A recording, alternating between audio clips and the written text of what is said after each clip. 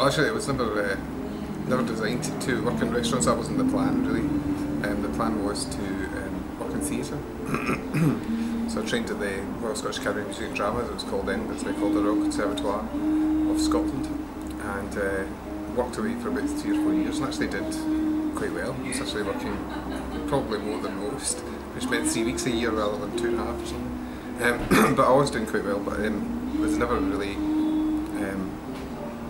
ended up with a massive overdraft, basically. What can happen to actors is when they're working, they think they're millionaires, so they spend loads of money, and always end up skint. So I got a part-time job in Rogano as a bartender, and started working in Rogano, just working away, doing a few shifts here, doing a few shifts there. Eventually decided to go full-time, still in my own mind, kind of between jobs, if you know what I mean. Like, you know, if I had an acting job coming up, I would still go and do it.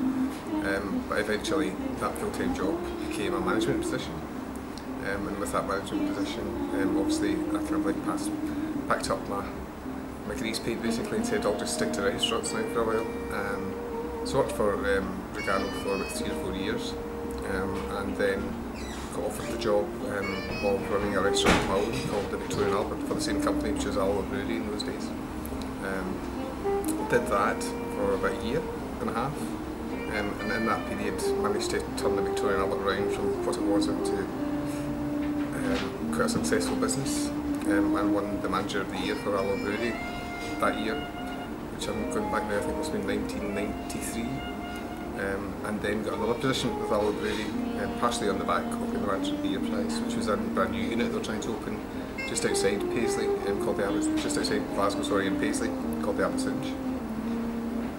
So we did that, opened that up, worked there for 3 or 4 years, and then got a transfer with the company back to Glasgow to a restaurant called the Brasserie, which is now Brian Malls at Le Chardon d'Or, and worked away there for about 3 or 4 years. And in that time I met somebody who was wanting to open a restaurant, a chap called Graham Gordon, and he asked me if I would come in with him. He would put up all the money and I would come with the acumen.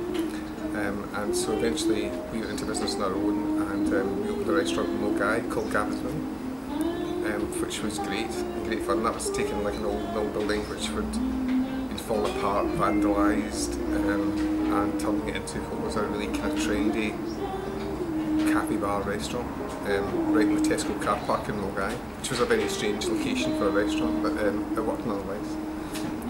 With the Alder water running by the side of it, with a milk wheel.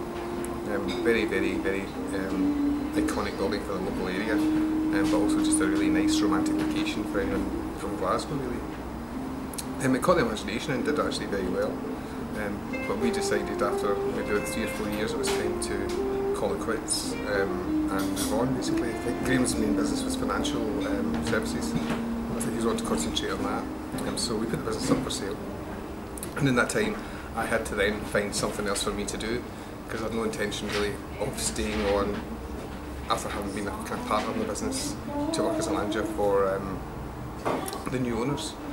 And at that time there was a 2-line advert in the Evening Times which said "Interesting restaurant for sale, West End," with a phone number.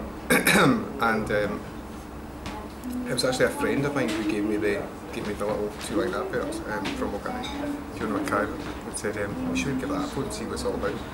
And did, and the person answered the phone saying, "Two fat ladies, how can I help you?" And I said, "Well, I'm just noticing this advert in Times, etc, etc, etc. Cut a very long story short, and about 9 months, because it took 9 months to get the deal actually done. That's how I bought Two Fat Ladies, and it all fitted in really neatly, because there was only about 2 months between Gavin's Mill being sold to its new owner and then taking over Two Fat Ladies, which was fantastic.